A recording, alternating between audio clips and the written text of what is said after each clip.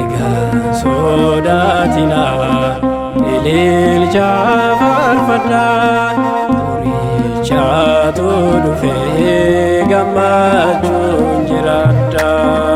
Egaa sodaatina ililcha farfadhaa durichaatu dhufee gammachuun jiraadha.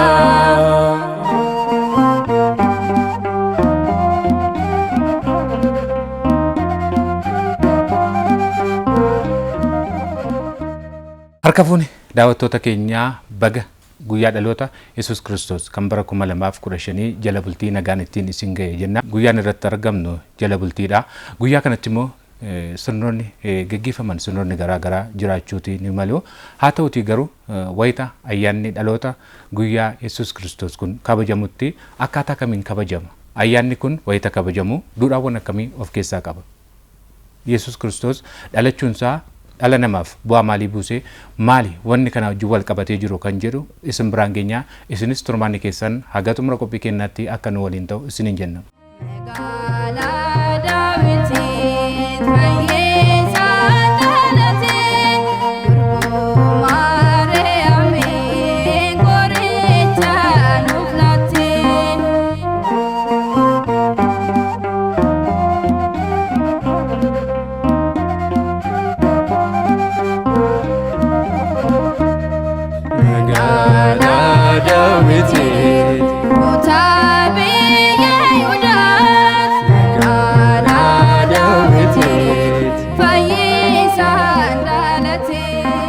Dhalachuun Yesuus Kiristoos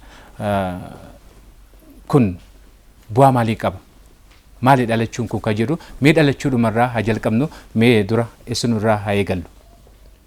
Galanni Waaqayyoof samii irratti haa ta'u nagaanis lafa irratti namoota hundumaaf. Gooftaan keenya fayyisaan keenya qorichi keenya Yesuus Kiristoos addunyaa uumee ardiif samii uumee dabarsee kan jiraatudha. Haa ta'u malee ogummaan ittiin addunyaa uume caalaa ogummaan ittiin addunyaa kana fayyisetu caalaa jecha abboota keenya hayyoota mana kiristaanaatiin yeroo dubbatamu. Sababni isaa addunyaa kana yeroo uumu ta'iidhaan uume jechaan uume addunyaa kana fayyisuudhaaf gaafa dhufu garuu icciitii guddaa bu'aa bahii guddaa ogummaa guddaadhaanidha sanyii Addaamiin yeroo fayyisuudhaaf dhufu. Egaa dursee Addaamiif Hewaan namoota calqabaa ta'uun isaanii beekamaadha. Gannata keessa yeroo jiraatanii wanti isaaniif iyyame wanti isaaniif hin iyyamne jira. Waan isaaniif iyyamame irra darbanii waan isaaniif hin iyyamne godhanii akkuma addunyaan hundinuu beeku isa balasiin nyaatanii muka gannata keessaa nyaatamin jedhame sana nyaatanii giiftiif gooftaa kan turanii gooftummaan isaaniis giiftiin isaaniis irraa fudhatame aboon isaanii bilisummaa isaaniis dhabanii kabaja isaaniis dhabanii ijoollummaa Waaqayyoo yookaas mucummaa Waaqayyoos dhabanii Waaqayyoon dheekkamanii gannata keessaa ari'atamanii mirra faayidoo yookaas oddoo gidiraa oddoo qoraattiidhaaf darbattee biqilchitu addunyaatti yeroo gadi darbataman Addaamiif waan qalbii jijjiirratanii isaa yeroo galanii waadaan isaaniif galame dhala keerraa dhaladheetan si fayyisa waggaa 5,500 booddee jedhamee Waaqayyoon waadaan afaan Waaqayyootiin waadaan galameef waan jiruuf Waaqayyo immoo dubbatee kan hin dhiisnedha. Waadaa galee waadaa isaa kan hin hambisnedha. Waggaa 5,500 booddee raajotaanis dubbatamaa kan ture Addaamin barbaachuudhaaf jecha jaalala dhala namaatiif jecha macaafa mana amantaa keenyaatti yookaan sirna qiddaasii keessatti Abbaa Hiriyaaqos akka dubbatu jaalalli ilma namaa teessoo irraa gadi buusee hamma du'aatti isa geessise akkuma jiru jaalala sanyii Addaamiif jecha Addaami akka badeetti hafu akka bayeettis hafu utuu hin jedhin Addaamin gara teessoo isaa duraatti ulfina duraatti deebisuudhaaf jecha waggaa 5,500 booddee akkuma waadaa galetti giiftii keenya qulqulleettii dubaroo Maariyamirraa foon isheerraa foon lubbuu isheerraa lubbuu fudhatee sadan waaqa tokko keessaa inni tokko ilmi gooftaan keenya fayyisaan keenya Yesuus Kiristoos gara addunyaa kana dhalatee Biyya keenya keessattis addunyaa irrattis hordoftoota amantaa garaa garaatu jira. Amantaa kiristaanaa wajjin wal qabatee mee akka warra Makkaana Yesuusiitti yookaan immoo mana amantaa keessaniitti dhalachuu wajjin wal qabatee maali wanni jiru laata? Keessumatti wanti nama dinqu tokko namichi Balaaq jedhamu tokko Israa'eliin abaaruudhaaf Balaam kan jedhamu horiidhaan bite. Namichi simboo suuraa sabarra jiru argee nan argaa amma miti nan ilaala dhiyoo miti Israa'el keessaa bakkalchi yookiis urjiin hin ba'a. Mootiin Israa'el keessaa uleen mootummaa Israa'el keessaa hin ba'a kan jedhu dubbate namichi sun illee. Egaa kuni Yesuus Kiristoosiin fagoorratti ilaalee akka inni dubbate namatti agarsiisa. Isaayyaas boqonnaa 7 irraa immoo kunoo durbiin ulfoofti ilma sindeessii maqaa isaas Amaanu'eel jedhanii waamuu jedha. Egaa isadha Maatewos boqonnaa 7 irratti boqonnaa 1 irratti yeroo Yesuus dhalate Amaanu'eel jedhamee akkasitti himame. Amaanu'eel jechuun Waaqayyoo nu wajjin jira jechuudha. Kanaaf dhalachuun gooftaa keenyaa Yesuus Kiristoos parpaziin isaa yookiis dhimmi isaa inni guddaan ilmaan namaa cubbuutti fayyisuudha. Ergamtichi maal jedhee kunoo misiraachoo guddaan isinitti hima Beetaliheem Yihudaatti mucaan dhalateera saba hundumaaf kan ta'u jedha. Saba hundumaaf kan ta'u jedheetu akkuma amma abbaan fa'aa dubbatanii nagaan waaqaaf lafarratti jaalalli gaariin namootaaf jedhee ergamtichi dubbate. Egaa nagaadhaan dhufee jaalalaan dhufee gooftaan keenya Yesuus Kiristoos lubbuu isaa dabarsee firoota isaaf kennuu kan caalu jaalalli eessa jira jedhe. Inni biraan immoo akkan isin jaalladhe yoo wal jaallattanii namoonni kanaan duuka buutu ta'uu koo beekuu jedhe. Duuka buutu ta'uu keessanii beeku jedhe mattaawoqiyaadha jechaadha wal jaallachuun. Kanaaf yeroon dhalootaa kuni waaqaaf lafa gidduutti araarri yerootti bu'ee nagaan yerootti bu'ee namni Waaqayyo irraa adda badee ture yerootti araarame. Kanaaf dhaloonni gooftaa Yesuus Kiristoos amantaa kiristaanaa hundumaa fuulduratti hiika guddaa kan qabudha. Gooftaa Yesuus Kiristoos wayita dhalate mooraa horii keessatti dhalateen bakkeewwan qulqulluun bakkeewwan filatamoon jiraachuutiin himalu. Maali Yesuus Kiristoos kan inni keessumaa mooraa horii keessatti akka dhalatu ta'ee fi maal barsiisuuf maal irraa baratas namni laata? Gooftaan keenya gaafa dhufu mana amantaa keenya keessatti barumsa baratamu keessa dhufaatiin isaa kanaan dura kabajaaf otoo hin ta'in gad of qabummaa fedha. Sasichi dhufu kabajaan ulfinaanidha. Isa kanaan dura dhufe garuu gad of qabummaadhaan dhufe. Dallaa horii keessatti dhalate. Warqee uffachuun nuti sarara jiraatu mootii moototaa gooftaa gooftotaa waaqa waaqotaati. Ardiif samii uumee kan dabarsu alfaaf omeegaa jiraataa bara baraa ta'etu jiru dallaa horii keessatti ciise. Karaa kan biraa taayitaansaa bara isaatti darbuun qabu. Aboo isaatti immoo muudamarraa gadi bu'uu yookaas shaaramuu gadi bu'uun qabu. Kana ta'etu jiru garuu taayitaasaarraa gadi buusee Addaamiin taayitaasaarraa darbatame ol deebisuuf jecha inni gaduuf jechuu ture foon addaam uffatee waan ta'eedhaaf. Addaamtu salphate inni immoo foon addaam gaafa uffatu salphachuu qaba oddoo addaam. Addaamiin kaasuudhaaf oddoo kuffaateetii kaasuuf. Inni guddaan garuu tiitinaa gad of qubaa barsiisuufi. Gad of deebisuun erga jabaate erga guddate immoo miila nama akkasaatii gadi jedhee nama cubbamaa dhiquun gara laafummaaf gad of qabuu barsiisa.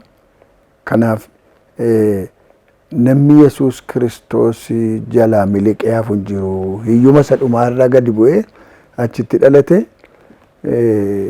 namoota baay'eessa baay'ee immoo kosirraa fuudhee ol ka'e.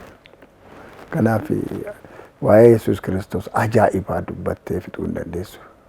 Gidduutti immoo faarsaa tokko daawwannitu kan walitti deebinu ammas turmaanni keessan haga xumura qophii kennaatti akkan waliin ta'u isiniin jenna. Faayisaa biyya lafaa mee, gaafsa nagaan maramaa.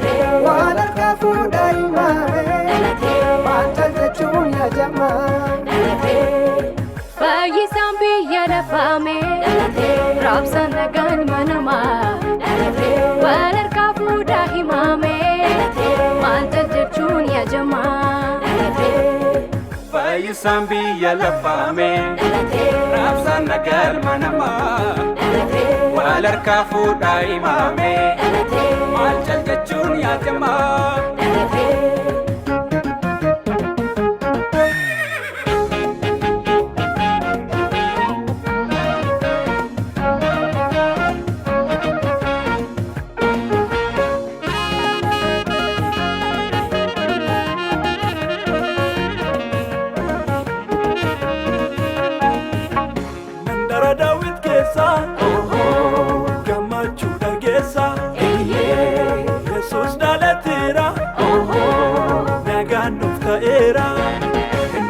Mandara Dawit kesa kasika gamachuda kesa mare Jesus dalatira kuno nagan nufta era nufta nagan nufta era nagan nufta era nagan nufta era.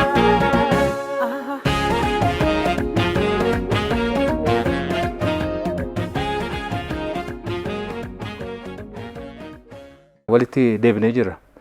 Mee keessumaa dhaloonni ammaa kana maaliif aadaan gaduuf qabuu kun yookiin wal kabajuu kun akka kaleessaallee mitiidha. Garuu Yesuus Kiristoos irraa waa hedduun baratamuu ni danda'aadha kan isin kaasaa jirtanii. Kanaaf keessumaa dargaggoonni kenna dhaloonni lafaa dhufaan kun maal irraa barachuu qaba? Mee jettu akka abbaa amantaatti? Gooftaan keenya Yesuus Kiristoos waaqasi barsiisaadhas.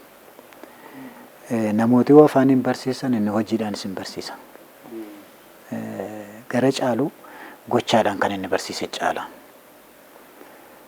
Samii irraa bu'ee foon namaa uffachuun namaaf jecha salphina namni fudhatuuf gad of qabummaa namni fudhatuu fi girraa namni fudhatu sanyii Addaam hamma du'aatti illee hamma du'aaf hamma boollaatti jaallatee barbaadeera. Alaazaariin du'aa guyyaa 4 bulee isa ajaa'ina mina ajaa'ina kennannaan isatti ajaan nama uumaafitii barbaadeera dhaqe. Nama du'e guyyaa 4 bulee. Hammam gad of qabaa, hammam hiyyeessotaaf dhimma, hammam dhukkubsatootaaf yaada mootiin akka isaatiin jiru. Jiraachuus hin danda'u. Garuu hamma dandeenyu gochootu nurra jira waan jennuuf isa fakkeenya godhan. Inni mataa amantaa keenyaati waan ta'eef. Inni dura bu'aa keenya waan ta'eef. Inni uumaa keenya barsiisaa keenya. Isaan uumamne isa bira dhandhas waan ta'eef mootummaan isaan darbu warri mootummaan isaanii darbu warra waan baay'ee barachuu. Taayitaan isaan darbu nu warri taayitaan keenya darbu. Umuriin isaan darbu warri umuriin keenya darbu immoo isa jalatti kufanii isaa barachuu xuruudha waan jedhu kaasneeti barbaanneeti. Kanaaf gad of qabummaa mana warqeen ijaarame keessatti dhalachuu hin danda'a. Wayyaa warqeetiinis maramuu hin danda'a. Garuu moofaadhaan marame dallaa horii keessatti. Oddoo kufaatiitiin ukaasuuf oddoo silaa horiin itti kuftu sana dhaqenneera. Walumaa gala kasoomina jechuun guddaadha. Yookaan tiitinnaa inni jedhamu. Tiitinnaa barachuu, gad of qabu barachuu, isma batiitinnaa rakaba leelennaa. Gad of qabummaadhaanii olaantummaa fudhachuun hin danda'ama akka danda'amu. Ayyaanni tokko wayita kabajamu duudhaa mataa isaadha kan inni qabu beekamaadha. Kanaaf ayyaanni dhalachuu Yesuus Kiristoos gaafa kabajamu duudhaalee akkamiitiin kabajamuu qaba? Guyyaan gooftaan keenya Yesuus Kiristoos itti dhalate suni waggaa araaraa isa jennu yoosimmoo afaan Amaaraatiin amatameera isa jennu kana achirraa ka'eeti. Guyyaa araaraa yookiis amatameera inni jedhamu kuni araara guyyaatti namni argatedha. So guyyaa araaraa eegga ta'ee ollaan wal ooduu yoo jiraate, maatiin walitti bu'e yoo jiraate, sabni akka sabaatti walitti bu'e illee yoo jiraate, guyyaa araaraa kana minaanuma nyaachuu fi bataskaanuma dhaquudhaan yookiin mana sagadaa dhaquudhaan kanumaan kabajachuu utuu hin ta'in isa amantii isa lafa ga'u isa miilli isaa lafa ejjete akka ta'utti namni araara dhugaa waliif buusuu, dhiifama waliif gochuu, araara yaaduu, nagaa yaaduu, jaalala yaaduudhaan kabajachuu qaba. Yoo akkas hin taane duwwaadhuma harka yoo reebne hin ta'u. Duwwaadhuma isaa harka reebne yoo ilchine hin ta'u garaan keenya eeboo baata taanaan gadheedha. Guyyaan kun guyyaa araaraa, guyyaa dhiifamaa jennee jalqaba irratti isinis kan bal'inaan kaasaa turtanii Kanaafi guyyaa araaraa guyyaa dhiifamaa ta'uusaa guyyaa sana yaadachuudhaaf nyaachuu dhuguu qofa otoo hin taane maaltu eegama namarraa? Gooftaan keenya Fayyisaan keenya Yesuus Kiristoos Wangeela Maatiyos boqonnaa 25 lakkoofsa 31 irraa kaasee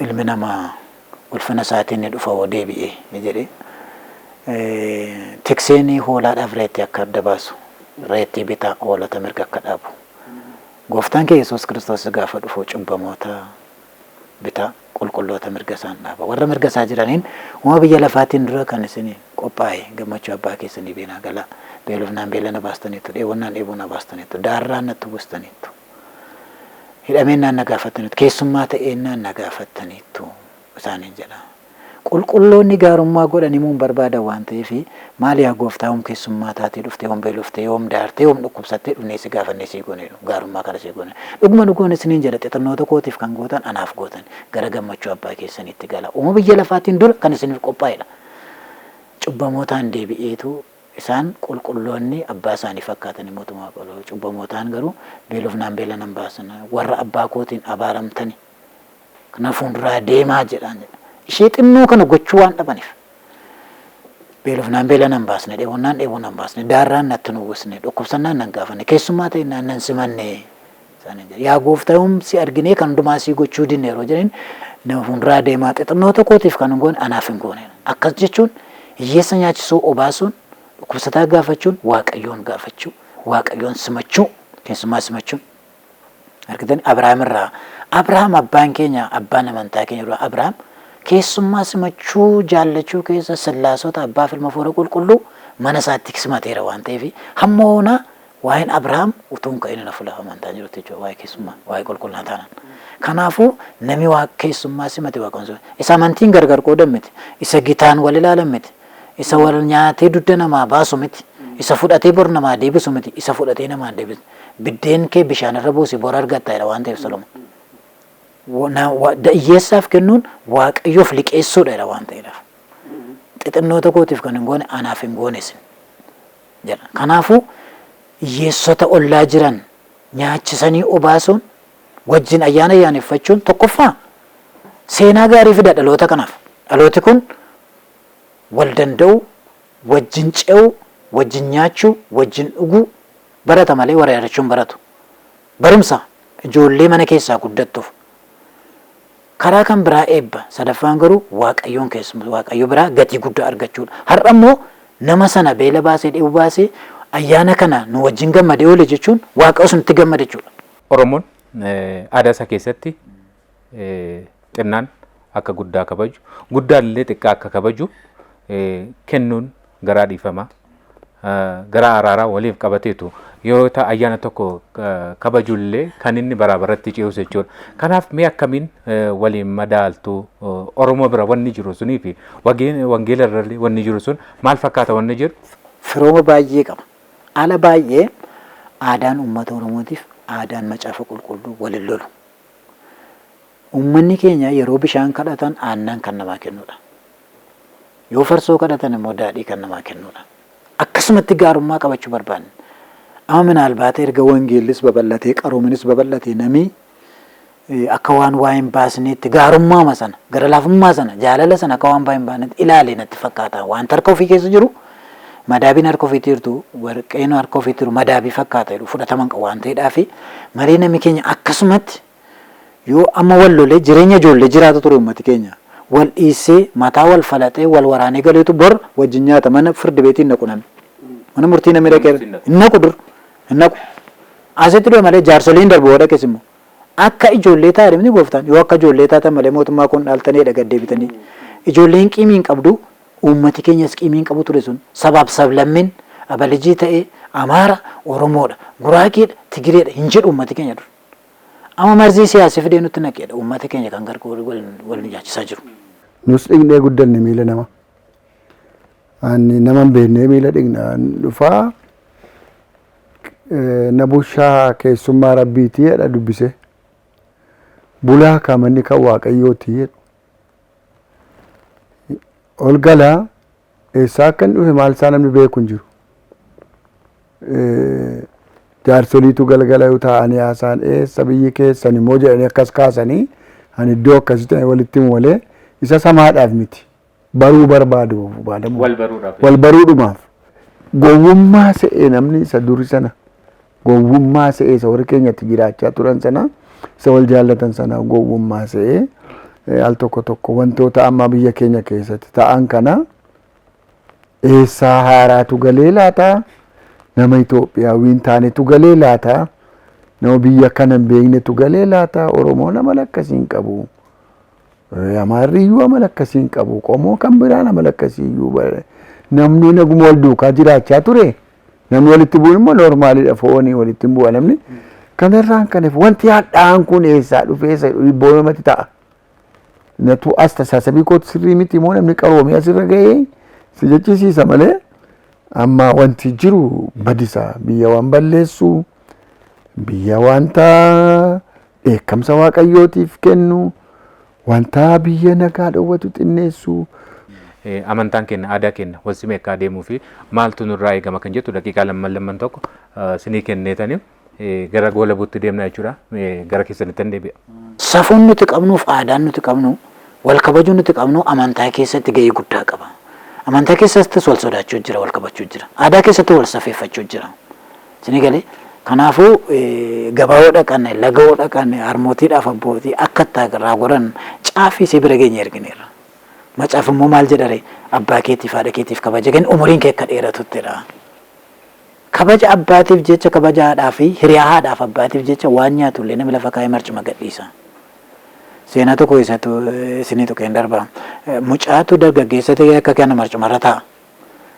Isa booddee abbaan amantii tokko ni jaajju. Ka'uufi kanarra malee taa'e mitiire isaantu jaajjaan nan ta'a. Maali abbaa du'i ijoollee duwwaatti ammaate tuus hin jirtan yennaani isintu darbee lafa keenya taa'e kaa'ee nu se'ee isiniin fuudhee deemeedhani. Wal kabajuu ture. Isintu darbee iddoo keenya taa'e isintu darbee marcuma keenya irra taa'e waan ta'eef nu se'eeti isiniin fuudhee deemeedhani abbootii silaa deebiin gaafatani. Kanaafuu hangafaaf qotisuu eenyuun haa ta'u eenyuun yeroo muraasa jiraanna bara muraasa jiraanna waan ta'eedhaaf wal sodaachuuf wal kabajuun kuni utuu itti fufee bareedaadha.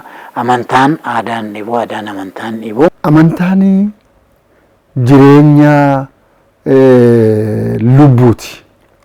Dhimma lubbuuti. Dhimma lubbuuti namni eenyuyyuu amantii waan amanu sanaa lubbuu isaatti gaddara malee dhiisuu hin danda'u. Kanaaf kan kabaja jechuu barbaadin waan barbaade lubbuu isaa hin kenna qabeenya miti. Amantaan akkasi. Aadaan immoo hawaasi tokko waan ittiin beekamu wanta dur turee amaleeffatame dhabeetu amma dheebuu isaatii gaaffiin ka'aa jiru. Attam ta'e inni gaariin suni attam ta'e inni bayeessi suni maaliif irraanfanne isaadha. Kanaaf iyyuu namni aadaa qaba aadaa isaatiin beekama. Aadaa isaa sana jalaa diiguun jalaa balleessuun rakkina uuma waliigalteen uumu jaalalan uumu. Kanaaf iyyuu waaqa kabajuu akka waaqataatti akkaataa biyya lafaa kana naannoo kana walii wajjin jiraatu immoo aadaa isaa kabajee waaqa akka hin tuqnetti waaqa wajjin akka waliin lolletti jireenya bara baraa akka nama hin dhabsiifnetti seexanni mataa namaa irratti moo'ee akka namarraa hin teenyetti waaqayyo du'aan akka namarra taa'utti akka kanatti namni jireenya qulqullaa'aa waaqaaf jiraachuu qaba. Aadaa walii kabajuun baay'ee barbaachisaadha. Dhaloonni amma jiru gara fuulduraatti kanaa ol qajeelaa ta'e adeemuudhaaf maal barachuu qaba dhaloota Yesuus Kiristoos irraa waa hedduu baranna jettanii akka nu kaastan daawwattoonni keenyas waa hedduu akka irraa baratan abdii guddaadha kan nuti qabnu. Jala bultii ayyaana dhaloota Yesuus Kiristoos kan bara 2015 sababeeffachuutiin as istiidiyootti abbootii amantaa affeerrachuudhaan qophiin kenna isin biraan gahaa turre akkanaan gammaatti daawwattanidha. Isinis waan nu daawwattaniif galanni keenya guddaadha. Asumaan faarsaa kana isin affeereen nagaa isinitti raammadhaa ayyaanni ayyaana gaarii isiniif haa ta'u.